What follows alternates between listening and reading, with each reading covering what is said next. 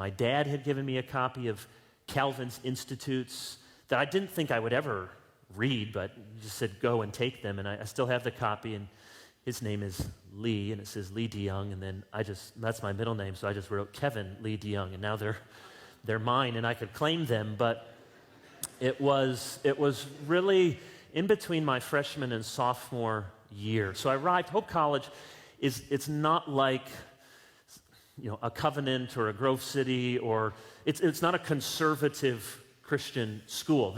But a lot of what you got in your classes was pretty liberal, and by no means would your fellow classmates be Christians. And so I remember talking to 3 guys on my dorm my freshman year, and there was one guy who was a nominal Christian, one guy who was a hedonist, who said he just wanted to have sex, that's what he was living for, and another guy who was into crystals and watched Ricky Lake, true. And they asked me all these sorts of questions, the typical questions. What happened to people who have never heard? How can you believe in hell? What's this thing about predestination? It was like 3-on-1, and I went back and I thought, I need to know better what I believe and why I believe it. And there are those 2 little books by Paul Little, InterVarsity books, Know What You Believe, Know Why You Believe It. I read through them, I outlined them, I highlighted them, I read them through twice and learned, and then I thought, maybe I can go from 101 to 201. And so I took those Calvin's Institutes, which was a bit of a jump, really. But it's no exaggeration to say that changed my life, because I did the math and I saw there were 1,500 pages, and I saw, okay, I do 5 pages a day. I can miss some days here and there. I can get through this in a year. And so I did that, lots that I didn't understand, and then I did it with a newer translation for another year, and just in 2 consecutive years went through that, and that shaped so much of who I am and how I think. Mm-hmm. You love books. You even have a podcast, Life, Books, and Everything. Yeah. How did you develop a love for books? You have a favorite author? You've touched upon a few folks already. Let's start there. Well, this maybe is some encouragement to kids, but also to parents. Sometimes people say, Kevin, I bet you were that kid. You couldn't get him outside. You just were a bookworm. You read through hundreds of books as a kid. Not true.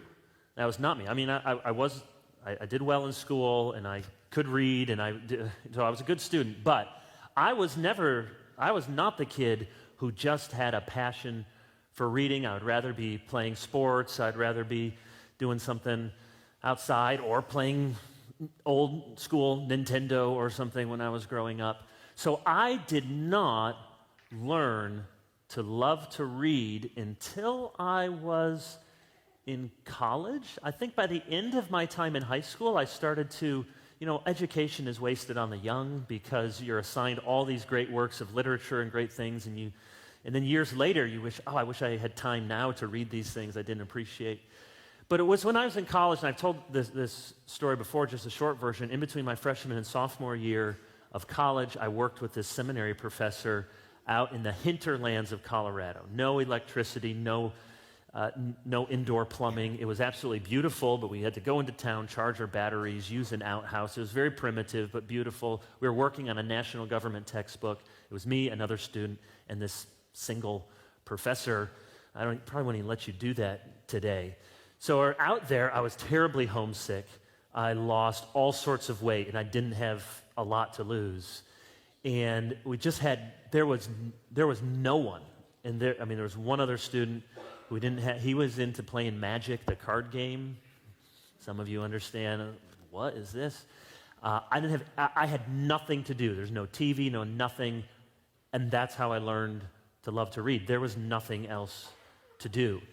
And I worked all day on this national government textbook, and then at night, by kerosene lamps, I read, and I was reading Calvin's Institutes. When we went into town, I found a church history book, and I started reading. I can read these I've heard about these people. My parents told me about John Calvin. I can read him for myself, and I had started the end of my freshman year to do that. And I loved to read. And really, since then, still to this day, those were the worst 3 months of my life. I wanted to be home every single day, and the Lord undoubtedly used that to absolutely change my life, that I would love to read. And so since then, anytime I have a spare moment on a plane, waiting in line, I mean, one of my great fears in life is to be trapped somewhere and not have a book, at an office or in line somewhere or on a plane or in the bathroom or somewhere and not have a book to read. So I'm just always reading books, love books, and so you never know, kids out there. If you don't like them now, you may yet come to be the person who can't get away from books.